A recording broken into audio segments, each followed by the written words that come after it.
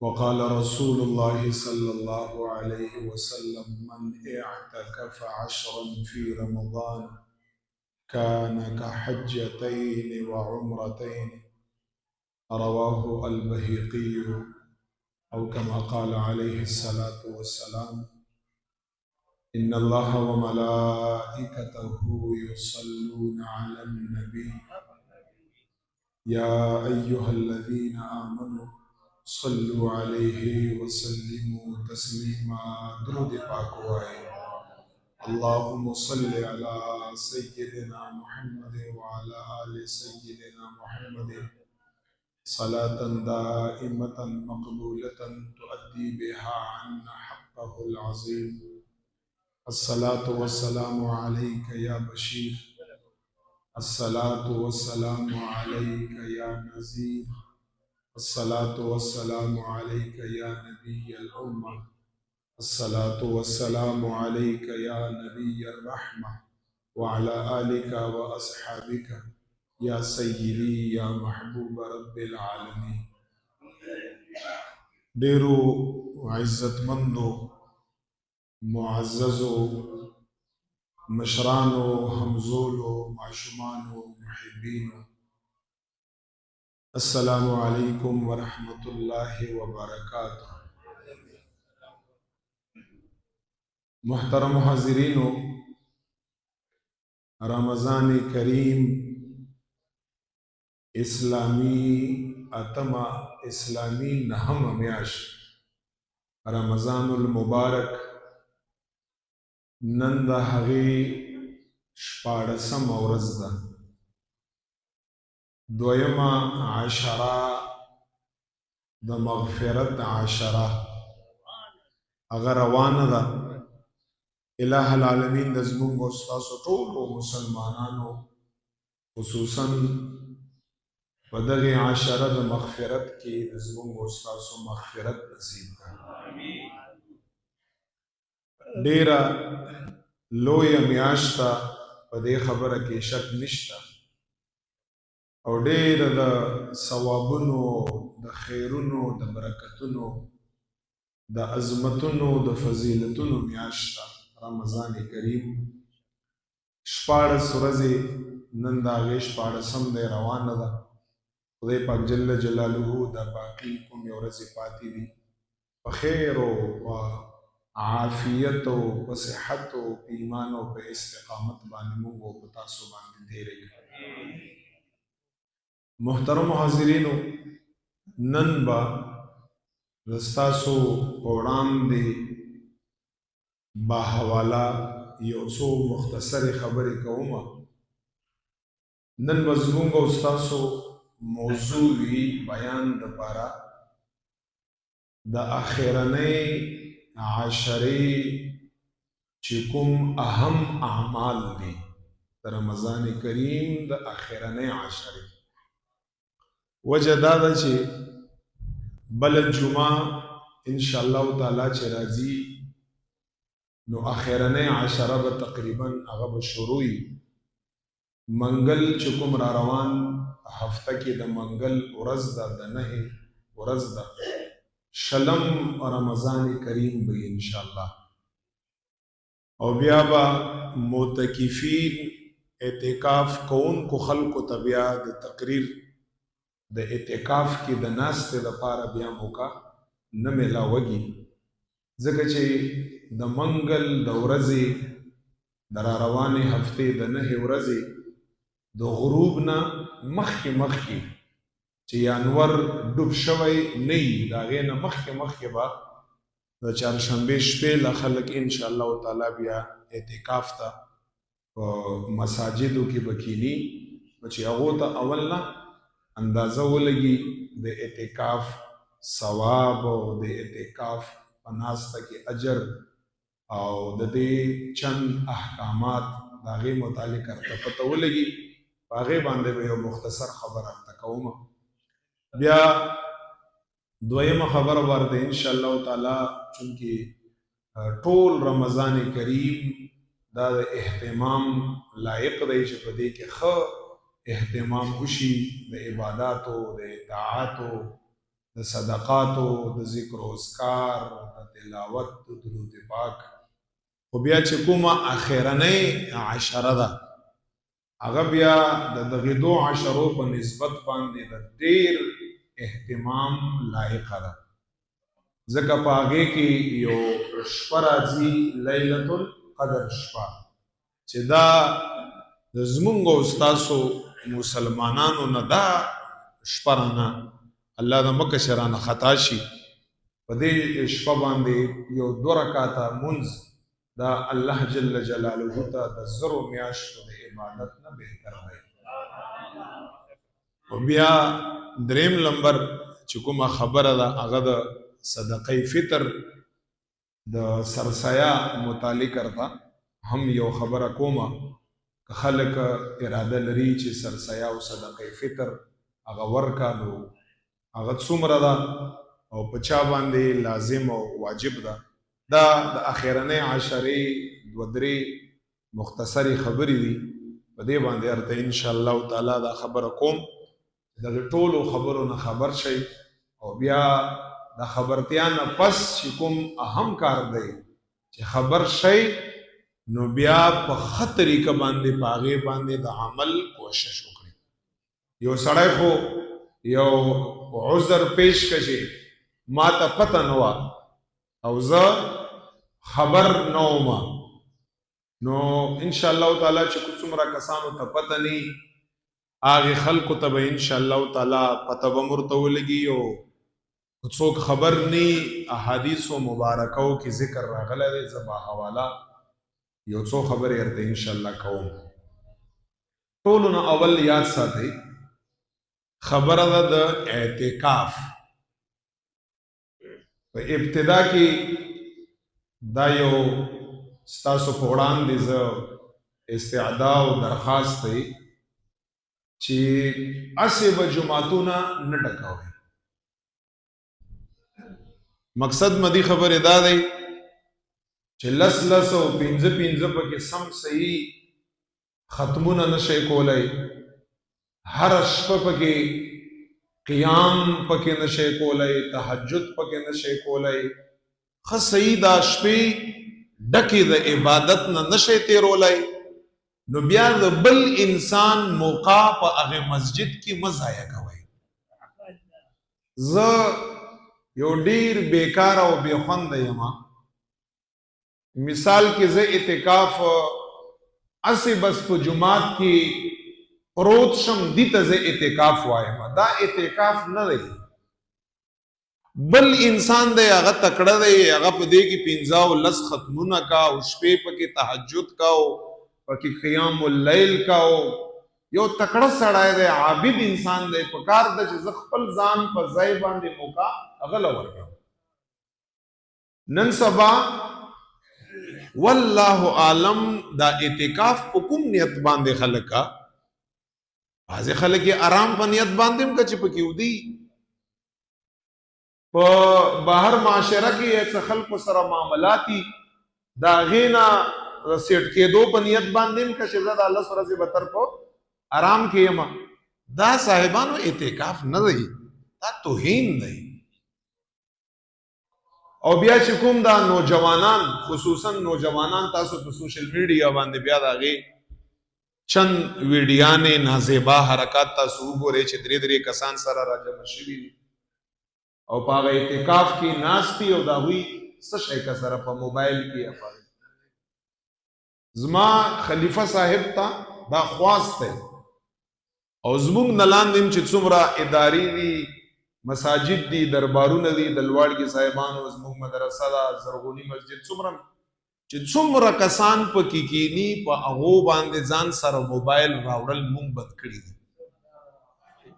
شرط به پکې دی چې موبایل به ورسره په جیب کې نه عامي او نه به ورسره خاص یو به هم ورسره. چې کوم نیکان او صالحان او شیخان خلک وي هغو نه مخکې په قطار کې دا ځوانان ولاړي، هغوی نه هم هغه ځای ډک کا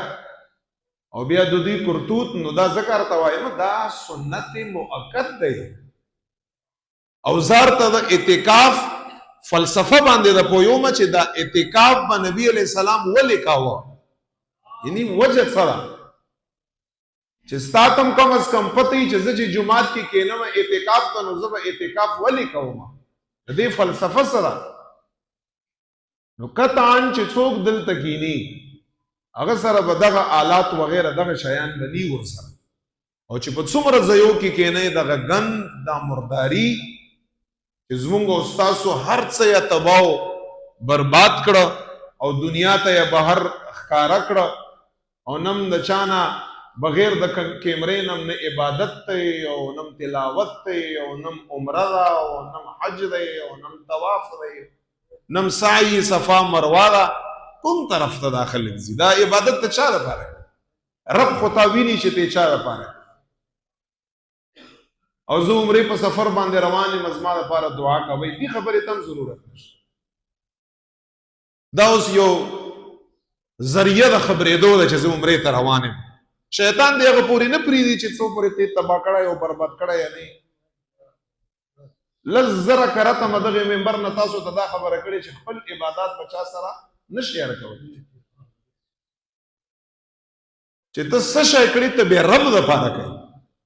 تعلق چې چا سره ساتیم د رب دپاره دې ساتي مه کوئ دا شی نه هر څه به م ضایع شي که زه مونځ کوم هم ماته کیمرامین ولاړ دی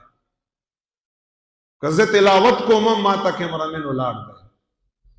که زه چاله څه شی ورکوم هم کیمرامین ولاړ دی په اعتکاف کې هم کیمرامین ولاړ دی ایون تر طواف و مطاف کې سعی بین الصفا والمروه کې هم کیمرامین ولاړ دی او مسجد نبوي شریف کې 2 رکعاته مونځ کوم هم شاته کیمرامین ولاړ دی ولې ما او تا دغه کیمرامین نه خبر نه یو خبر یو نه منع کو دا د رضا دلیل دی چې ته ښه کوې کوه منې کړه که نه ما چې نه خوښه ما نه په دغه عباداتو کې هیڅوک ویډیو نشي کولی مونږ کوم طرف ته روان یو ځکه ورته په ایډوانس کې وایم مه کوئ دا شی نه دا لرې کوئ څومره تعلق چې زما او ستا دغه ګند سره دی که دغه په 1/4 تعلق ما او تا رب سره پیدا شو د خدای پاک پاکیزه بندگان به وګرځو څه کوئ تاسو اعتکاف حکم څه دی سنت موقت دی عائشہ صدیقہ طاہرہ زاہدہ عابدہ رضی اللہ تعالی عنہ وعلیہ السلام مبارک څه فرمایي چې حضور مبارک مدینه منورې له راغلی دی هغې وخت نه وخت لا تر دې پورې چې خپل رب سره ملاو شو وصال وشو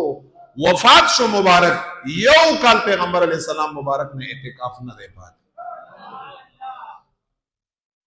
بلکہ امام بخاری امام مسلم متفقن علیہ حدیث تے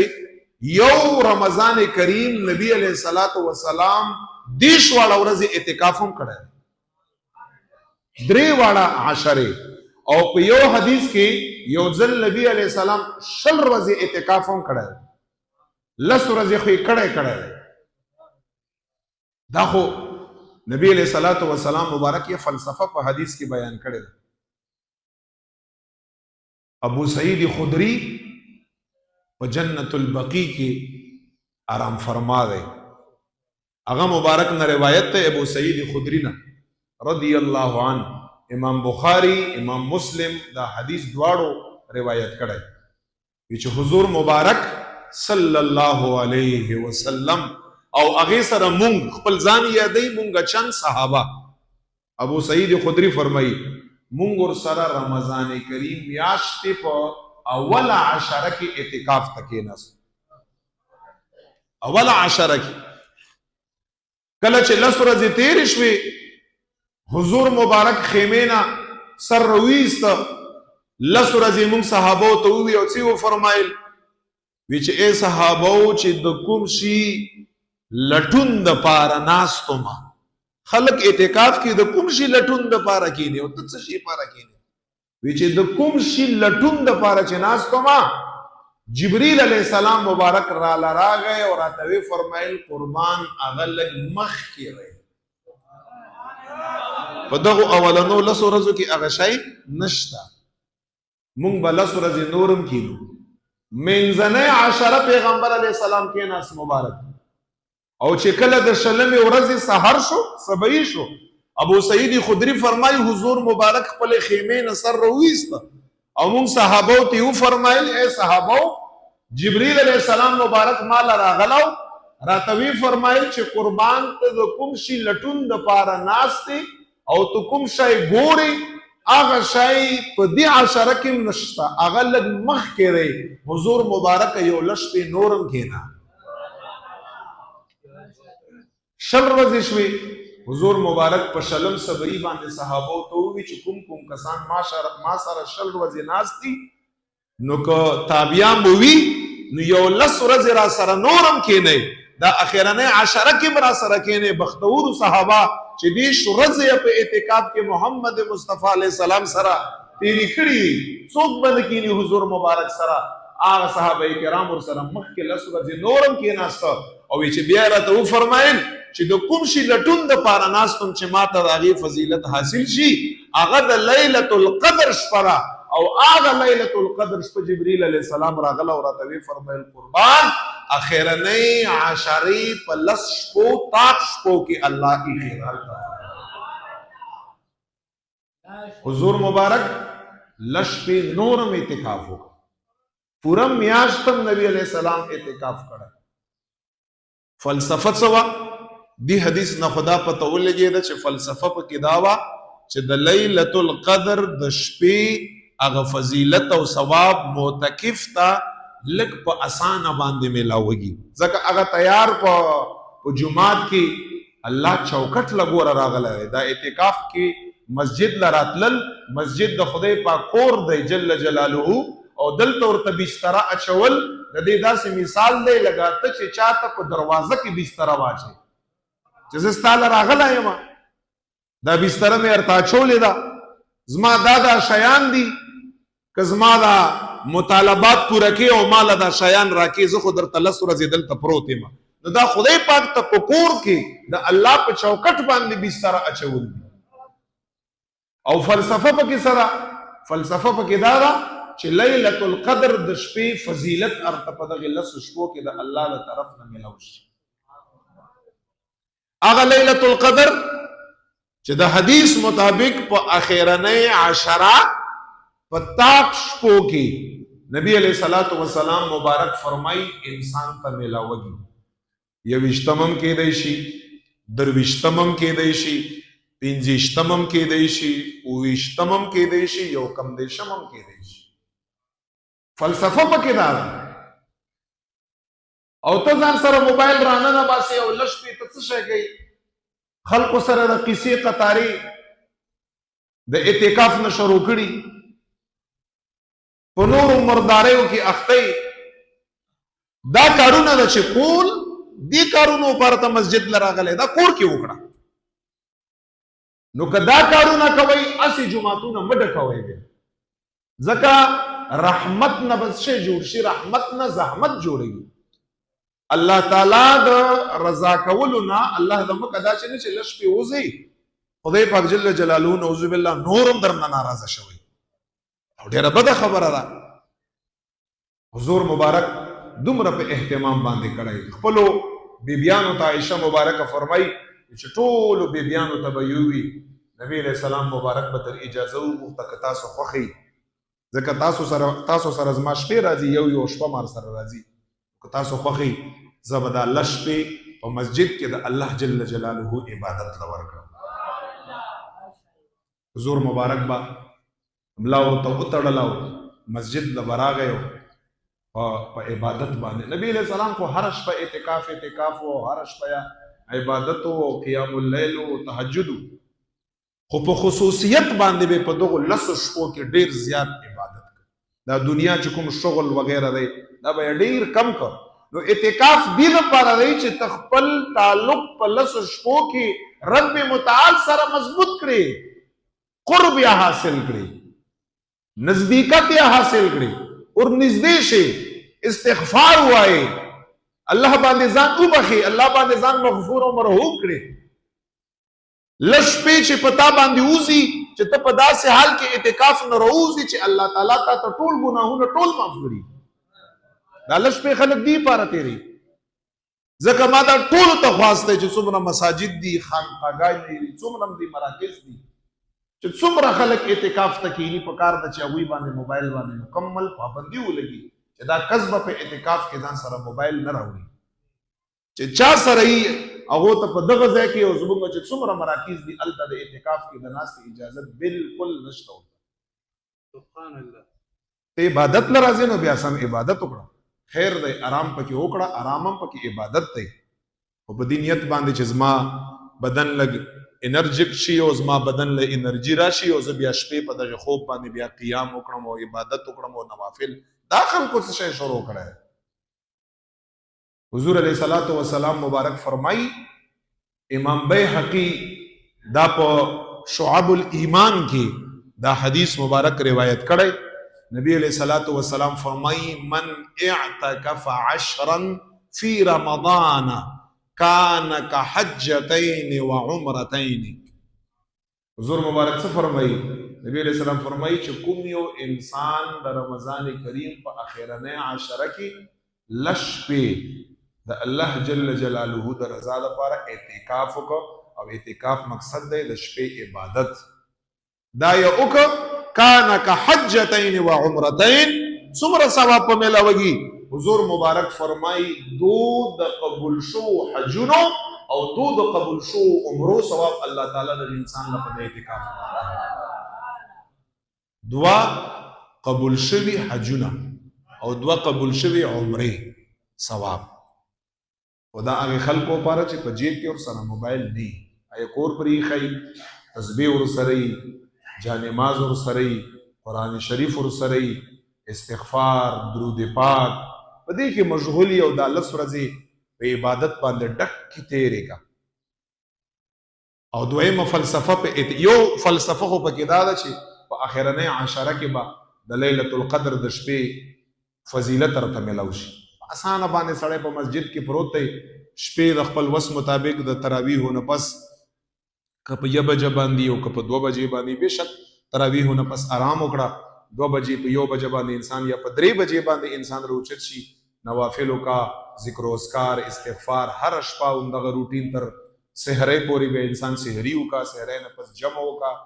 جمع نه پس دا انسان پکار د چويخ وي تر اشراق پورې اشراق وکا او د اشراق د منځنه پس د انسان تر مسبیخین پورې ودشي خیر دی بیا چې بیا روچت شي بیا د خپل وس مطابق ک نوافلی ک قران کریم مبارک تلاوتی دا فلسفه ده پکې یو بار ليله القدر د شپې ان شاء الله فضیلت ملاوږي او دیم نمبر حدیث کې نبی علیہ السلام فرمای چې دا انسان به د دنیا له لعبنا د دنیا مرداریونه د ګندګیونه د دوسیونه د مرداریونه هغه نه ولت په سیټ کې شي او دا الله سورہ زبا په پاکوالي باندې د رب العالمین خې عبادت وکړه مونږ استادو په عبادت کې دا دنیا ملاوت دا پکې ډیر زیات دی په مونږ 2 رکعات کې دنیا سوچ او سحر جمع کې دنیا سوچ او ماسپیخین کې د دنیا ملاوت زما استاد په عبادت کې لګ ډیر زیات دی او دا ځکه زیات دی چې دا مونږ نه پس بیا دنیا ته وځو بیا مازیګر را پس بیا دنیا ته وځو بیا ماخام نه پس بیا نو که دا لش په مونږ په جمعات کې یو نو جمعات نه مواته نه نو زما استاد په عبادت کې د دنیا دا ملاوت لکمی او چې کله په عبادت کې د دنیا ملاوت کم شي دنیا پکې زیات راته نه یاده اخلاص پکې پیدا کیږي او په دغه عبادت باندې دغه بنده الله سره خاص قربت او نزدېکت نصیب کیږي دغه فلسفه ده پکې عبد الله ابن عباس صحابي رسول له خبر ډېر زیاتی ما په ذهن کې وخت کمای دا صدا چې په یو شی باندې عمل کوي صحیح کوي نیک کوي اسه چټي نشو نماو ریاکاری او ز په اعتکاف کې ناشته مو په اخر ورځ باندې مخلق هغه لپاره بیا کتارو کې ویاړي هغه غاړه کې شوی او چیرې شوی اي مولا راوړي مسجد کې صاحب لسرځي موبایل ته تیرې کړی دا سیرې قابل نه سیرې خو هغه قابل دی چې د سترګې دون را پړسیدلی او سری ویو رب ته د لس په جړلی او عبادتونه کړی او بدن یې کمزوري شوی نو هغه کستبت سیرا ور واچي جزاء اعتکاف نه مبارک شي زموږ باندې بیکار یا نور خلک هغه ته خلک سیرې نه چی او دغه ته ضرورت هم نشته. دا څه داسې اسلامي څه طریقه هم نه ده. ها اجتناب کوئ دی نه. هسې ملاقات له راځي. نبی علیہ السلام مبارک له اعتکاف کې خپلې بیبیانې صفیه رضی الله تعالی عنها وغیره ملاقات له راغلي دي، ورسره ملاو شوي دي، دغه حال یا دریافت کړی دی. تاله څوک میلمه راځي هسې حال احوال د ګوري، یا پلار راځي یا بچی راځي، هغه له راتلی شي. خو زیات ټایم به چا له ورکړي؟ په اعتکاف کې د رب متعال له ورکړي زیات. عبدالله ابن عباس څه فرمایي؟ عبدالله ابن عباس فرمایي، امام بیهقي دا حدیث دی، وی چې نبی علیہ الصلوۃ والسلام مبارک فرمایل تاسو اندازه ولګوئ د یوې شپې اعتکاف چې دا کمال دی او دومره یې ثواب دی، نو بیا لږ شپې تاسو هغې سره قوم کوئ، هغې سره جمع کوئ. عبدالله ابن عباس فرمایي نبی علیہ الصلوۃ والسلام مبارک فرمایل چا چې په رمضان کریم کې یو شپه اعتکاف وکړ، مطلب د 10 ورځو اراده یې وه او یو شپه اعتکاف وشو، څومره اجر او ثواب په میلاوږي، څومره کمال دی. عبدالله ابن عباس فرمایي په یو شپې اعتکاف باندې د دغه انسان او جهنم په منځ کې الله تعالی 3 خندقونه فاصله راولي، 3 خندقه. او نبی علیہ السلام فرمایي یو خندق فاصله دومره ده لګا، بلکې دومره ده نه، دینم زیاته ده. حدیث کې یو خندق فاصله د دینم زیاته ده لګا زمکه نه وخله تر اسمان پورې، زمکه نه وخله تر اسمان پورې د یو خندق فاصله د دینم زیاته ده. په یو شپې اعتکاف باندې نبی علیہ السلام فرمایي الله جل جلاله د دغه انسان او جهنم په منځ کې 3 خندقونه فاصله راوړي. او که بیا لږ شپې شوي، رمضان کریم پوره شو، نو چې 10 له 3 کې ضرب ورکړي دا 10 خندقونه دي، که 9 شپې شوي 27 خندقونه دي. 20 ځله دومره دا انسان جهنم له لرې شو لکه ځمکې نه وخله تر اسمان پورې، یا د حدیث کې راځي د هغې نه هم زیات. نو چې انسان جهنم نه دومره لرې کېږي، نو بیا به چېرته ځي؟ بل ځای خو یا جهنم دی او یا چې څومره جهنم نه انسان لرې کېږي. مقصد دا شو د حدیث چې دومره انسان جنت ته نږدې کېږي، دومره ثواب دی پکې. خو چې اعتکاف د اعتکاف په شانته وي. نبی علیہ الصلوۃ والسلام چې څنګه کړی، ابا هريره فرمایي، ابا هريره حضور مبارک و رحمت عالم دی، شفیع معظم دی، امام الاتقیاء والمرسلین والانبیاء دی صلی الله علیه وسلم. ابا هريره فرمایي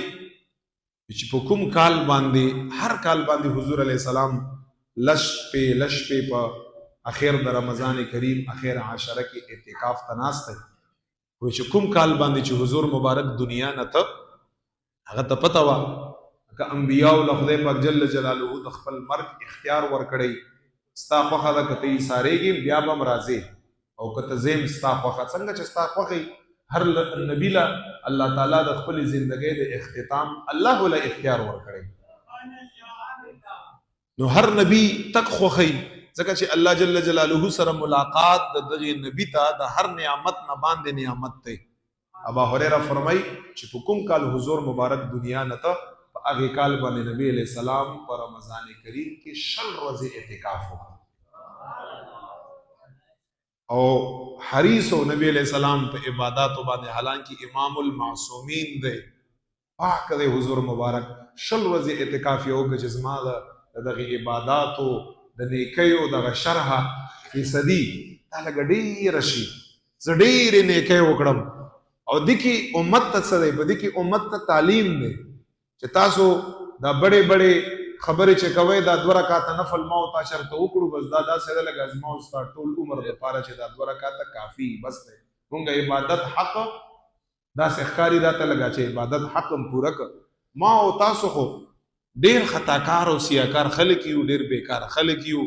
ډېر هم نافرمانۍ دي، ډېر هم خطاګانې دي، ډېر هم ګناهونه دي، ډېر هم کبایر او صغایر دي. مونږ له خو چې څه خبره نی او انسان سره مو کوي، مونږ له خو خامخا پکار دی چې رب العالمین ته د هغه په کور کې، د هغه په چوکاټ باندې 10 ورځې خامخا خپله بستره واچو، الله تعالی ته ژړاګانې او زارایګانې وکړو، ورته وژاړو، عبادت وکړو، قیام اللیل وکړو، تلاوت وکړو، ذکر او اذکار وکړو. دا خو زما استاد لپاره ډیر ضروری عمل دی، ځکه چې زموږ استاد نیکي ډېرې کمې دي. او په خدای پاک جل جلاله د لیلۃ القدر د شپې هغه ثواب یې ما تعالی راکړ چې دا لیلۃ القدر خیر من الف شهر. الله په سورۃ قدر کې فرمایي لیلۃ القدر د شپې عبادت الله تعالی فرمایي زرو میاشتو سره برابر یې نه ویلای، زرو میاشتو نه بهتر الله ویل دی چې کوم یو انسان د لیلۃ القدر په شپه باندې چې اخیرنۍ عشره کې طاق شپې دي 21 نوخله تر 29 پورې طاق شپې دي، چا په دغه شپو کې خپل وس مطابق لږ غوندم عبادت وکړه، الله تعالی فرمایي چې دا عبادت یې ماته د زرو میاشتو د عبادت نه زیات قبول او منظور. او دام د حضور مبارک د درنه مونږ او تاسو ته یو خیرات ملاو دی چې مخکې امتونو به عمرونه سو ډیر ډیر عمرونه به یو 1000 کاله ورسره 1500 کاله 200 کاله او صحابه کرام رااله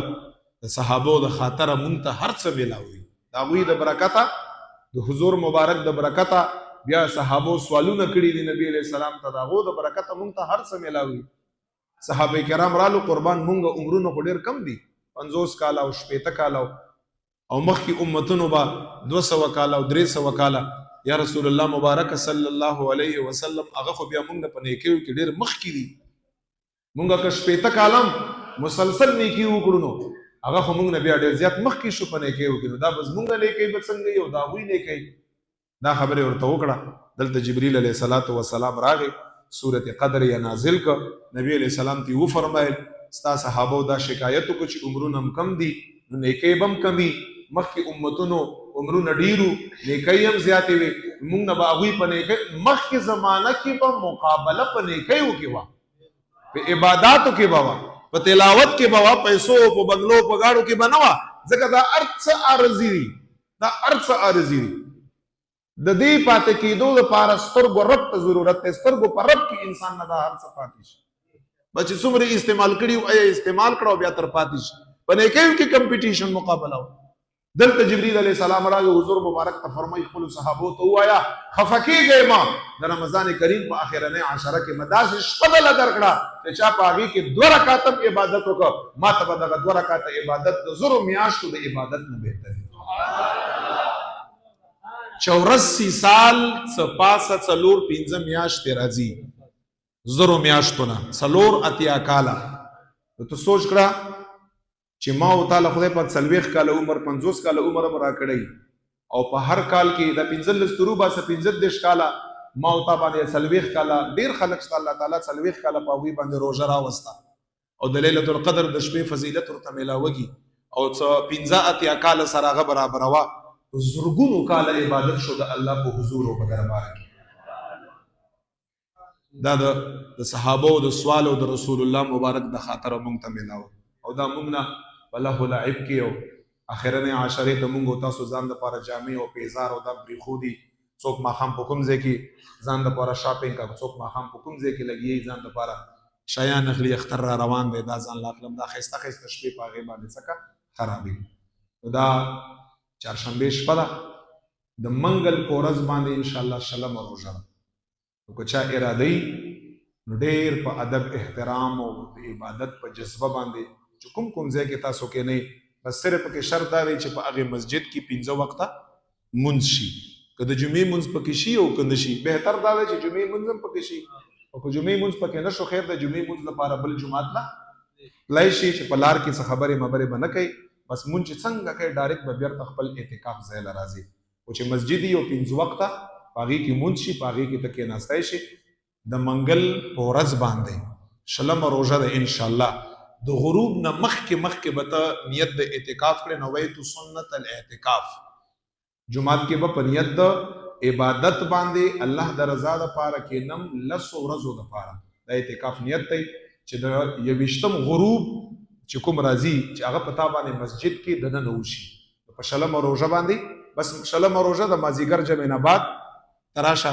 او ته دلته نیت وکړه چې دا غروب در باندې راځي چې ته په مسجد کې ناست یې او بیا چې کله انشاءالله د اختر اعلان وشي اعلان یې وشي نو هغه که 9 ورځې یو 9 روژې وي او که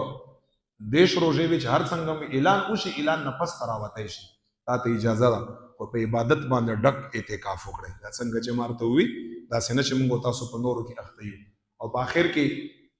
صاحبانو د صدقه فطر خبره راکو. سرسیا دا یاد ساتئ، سرسیا چې دا واجب ده. امام بخاری امام مسلم دواړو حدیث ته متفق علی. عبد الله ابن عباس فرمای او عبد الله ابن عمر او یو حدیث د عبد الله ابن عباس ته دا په حیثیتو کې امام ابو داود روایت کړی. زار د امام ابو داود والا عبارت وایما حدیث التوای عبد الله ابن عباس والا، ورنہ امام بخاری مسلم هم روایت کړی هغه کې مشتا. عبد الله ابن عباس فرمای فرض لفظ راغلی فرض رسول الله صلی الله علیه وسلم زکات الفطر طهرة للصائم من اللغو والرفث وطعمة للمساكين من أداها قبل الصلاة فهي زكاة مقبولة ومن أداها بعد الصلاة فهي صدقة من الصدقات او كما قال عليه الصلاة والسلام. نبی علیہ السلام سے فرمائی عبد الله ابن عباس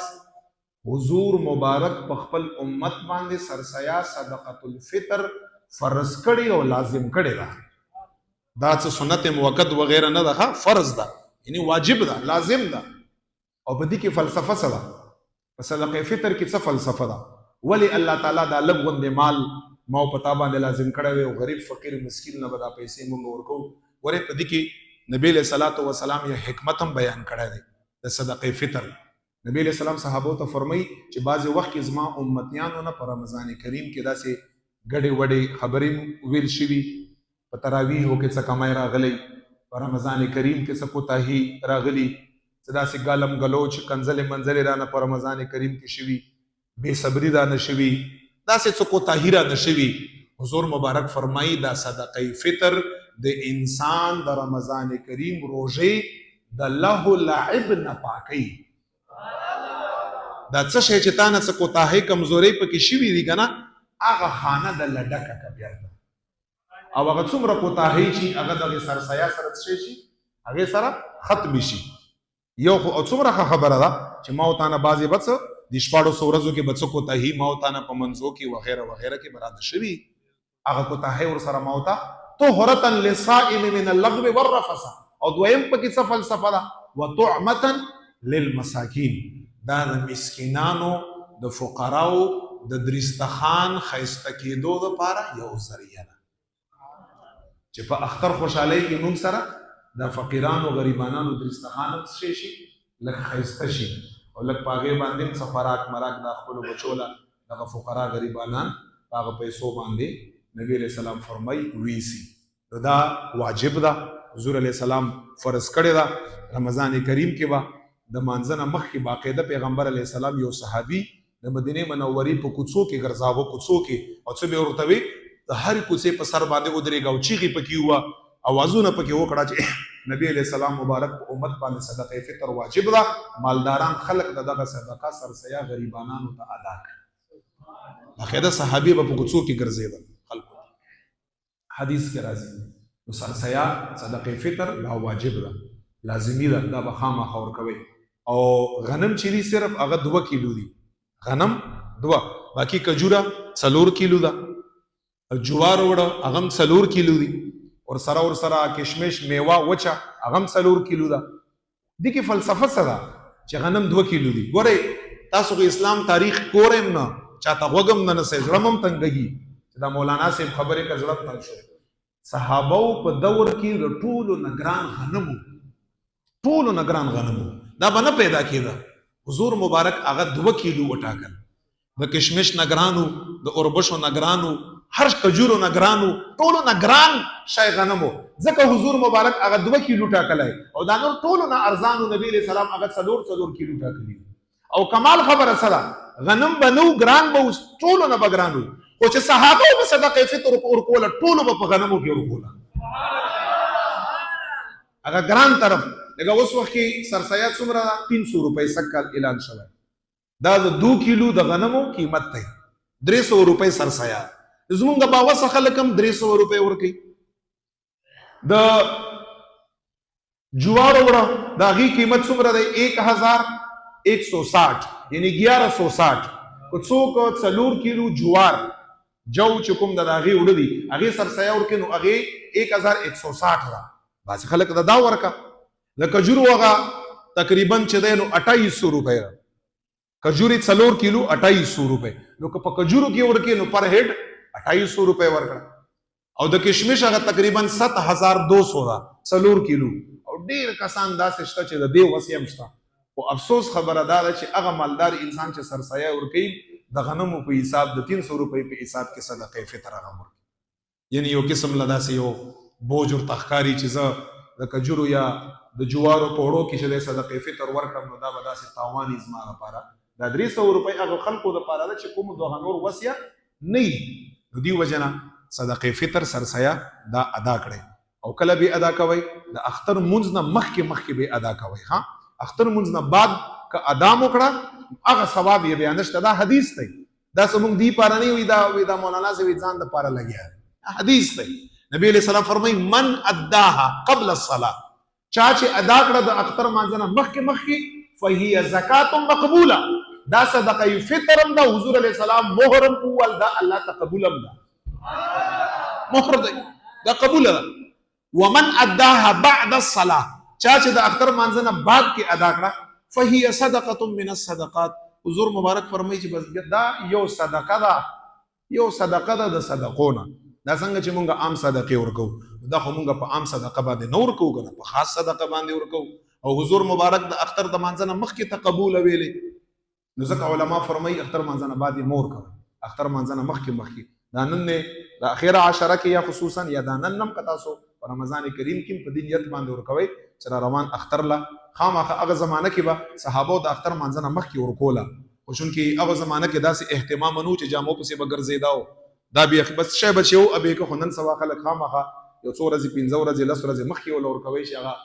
وخت وباسي او ځي او بچو له سامان او د اخلي نو په هغې باندې هم څه لګي په هغې باندې هم ټایم لګي. عین د اختر په ورځ باندې د مانځه نه مخکې ورکول هم بهتره ده. خو هغه ورځ باندې به د انسان په هغې باندې څه شی وکړه نو مخکې ادا کړئ. په کولاو روڼ تندي باندې ادا کړئ. یو حکم یې وګڼئ ادا یې کړئ چې کوم فقرا دي په چا باندې زکات کیږي هغو له تاسو دا سرسیاب ورکولی شئ په هغوی باندې سرسیاب کیږي. په چا باندې ورکول فرض دي څوک چې مالک نصاب وي دا یاد ساتئ. خو که مالک نصاب نه مې او لږ غوندې وس دسته وي او خرابېږي نه پکار ده چې هغه انسان هم د الله د رضا دپاره صدقې فطر ورکه. ځکه چې کمزوری خو مونږ ټولو نه شوي که نه. زه د رمضان کریم هغه کوتاهۍ به ورسره الله تعالی د زما او د ستا څخه معاف بېکه. دا حساب وکړئ. او په سړي باندې صرف د خپل ځان دي او د نابالغه بچو د خپل ځان